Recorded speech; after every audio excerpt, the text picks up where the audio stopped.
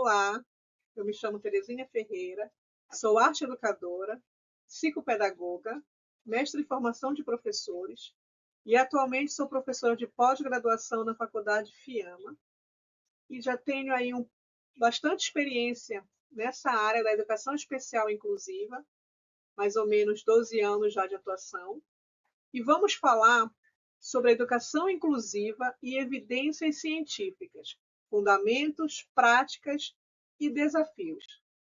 Quando falamos de educação especial inclusiva, não tem como não lembrar de desafios, desafios diários que acontecem no contexto escolar, principalmente dentro da sala de aula.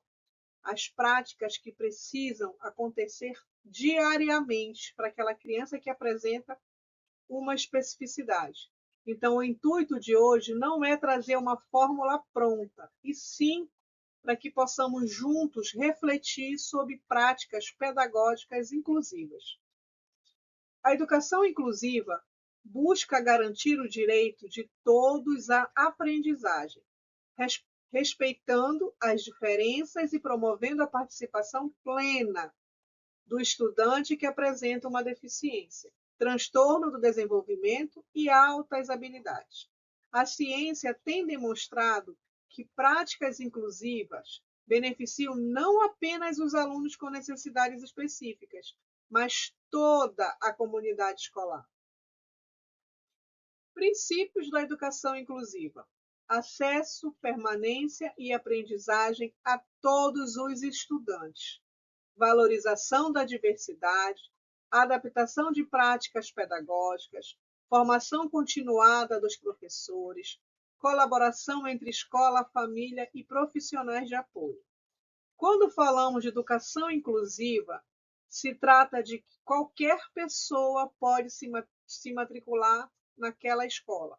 Quando eu falo de educação especial inclusiva, eu estou falando de uma adaptação no currículo escolar, para aquela criança que apresenta uma neurodiversidade.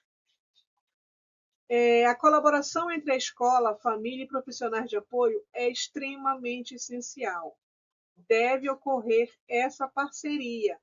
A presença da família na escola ajuda muito no desenvolvimento dessa criança que apresenta uma especificidade.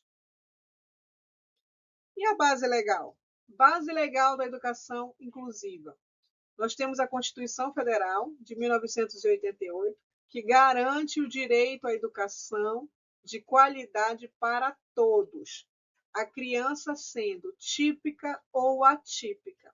Nós temos a LDB, que é a Lei 9.394, que é a Lei de Diretrizes Brasileiras. Nós temos a Política Nacional de Educação Especial, na perspectiva da educação inclusiva, e nós temos a Lei Brasileira de Inclusão, que é a LBI, de 2015. O papel da ciência na inclusão. A pesquisa científica tem papel essencial na estratégia educacional eficaz, ou seja, na criação dessas estratégias educacionais. Estudos em neurociência, psicologia e pedagogia mostram como o cérebro aprende em contextos inclusivos e como o ambiente escolar pode favorecer o desenvolvimento global. Então, são 3 ciências que juntas procuram mostrar esse desenvolvimento do cérebro, essa aprendizagem nesses contextos inclusivos. Aí nós pegamos alguns autores, como o Vygotsky, o Tá e o Bandura, que falam sobre interação social e aprendizagem, neurociência do autismo e aprendizagem social. E resultados de pesquisas indicam que a convivência em ambientes inclusivos melhora as habilidades sociais e empáticas. O ensino colaborativo aumenta o desempenho acadêmico geral. Estratégias baseadas no ABA, TEACH e metodologias ativas têm impactos positivos na aprendizagem de alunos com TEA e TDAH.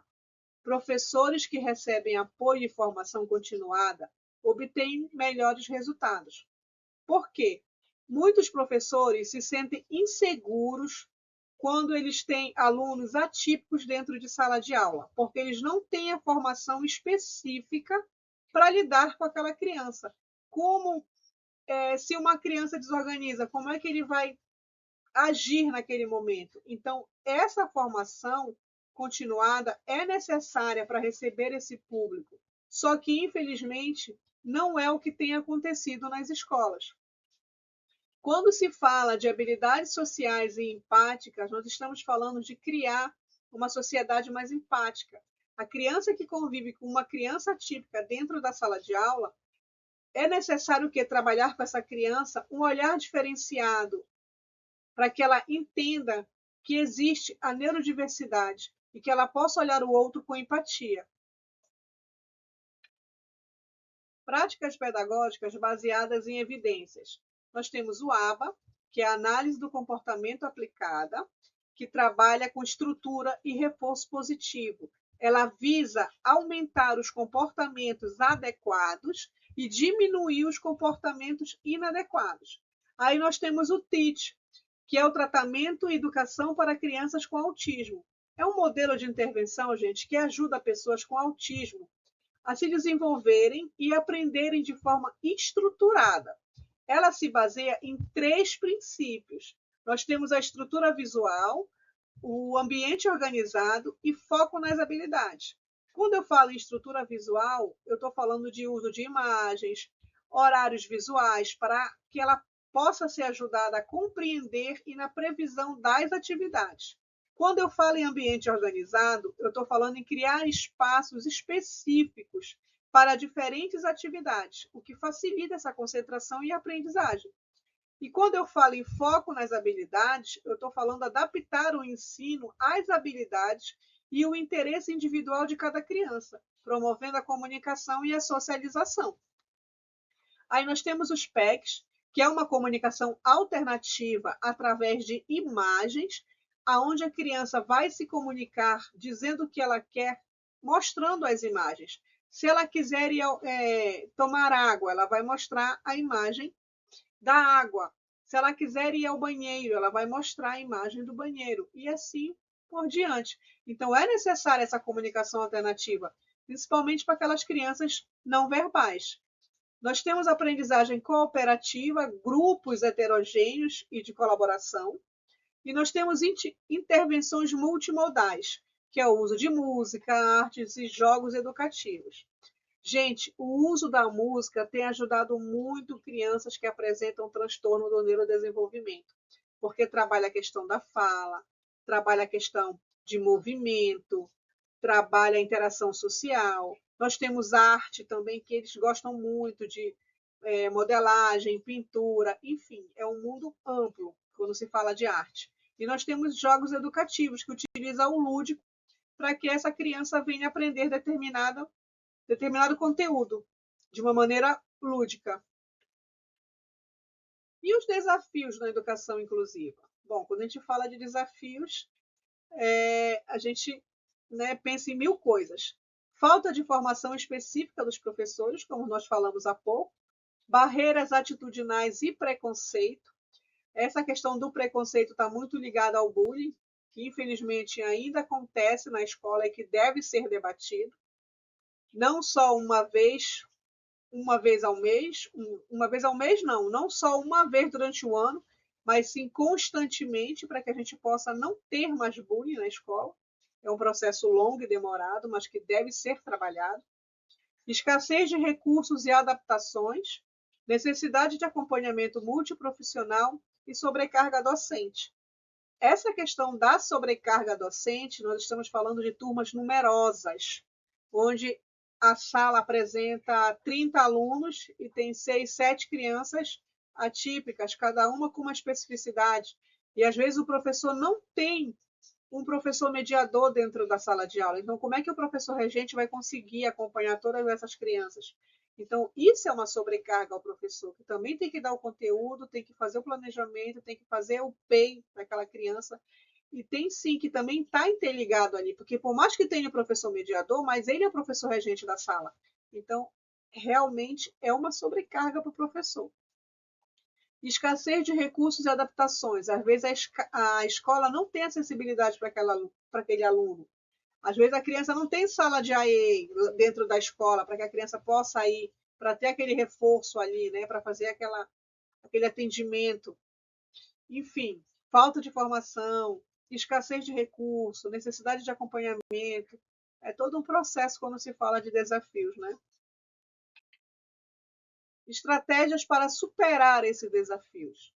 Eu trouxe algumas aqui que podem ajudar, que seria uma formação continuada e suporte técnico, planejamento pedagógico individualizado, trabalho colaborativo entre professores e terapeutas, envolvimento da família, políticas públicas de apoio e financiamento. Quando eu falo de trabalho colaborativo, eu também estou falando lá embaixo sobre o envolvimento da família. Por quê? É família, é escola, é terapia, gente. É uma parceria. Precisa estar alinhado essa parceria entre eles, para que exista sim o desenvolvimento dessa criança, tá? Políticas públicas, nós precisamos, né, de investimento nessa área, principalmente nas escolas públicas, né? Benefícios da inclusão. Melhora da autoestima e autonomia do aluno incluído. Fortalecimento do respeito e empatia entre os colegas, ou seja, aquela interação, né? Deles estarem juntos ali, participando, interagindo, aprendendo, um ajudando o outro. Aprendizagem significativa para todos. Construção de uma sociedade mais justa e solidária e empática. Nós precisamos. Conclusão. A educação inclusiva, embasada em evidências científicas, mostra que todos podem aprender. Todos aprendem. Quando o ambiente escolar é estruturado, acolhedor e planejado. Mais do que uma obrigação legal, a inclusão é um compromisso ético humano. E uma frase de impacto que eu trouxe aí para a gente refletir é que incluir é acreditar que a diversidade é o que torna a aprendizagem completa. Eu trouxe as referências para vocês. Incluir é reconhecer que cada aluno tem o direito de participar plenamente. Eu espero ter contribuído, que possa ter chegado até vocês informações significativas e que juntos possamos refletir ao falar de inclusão.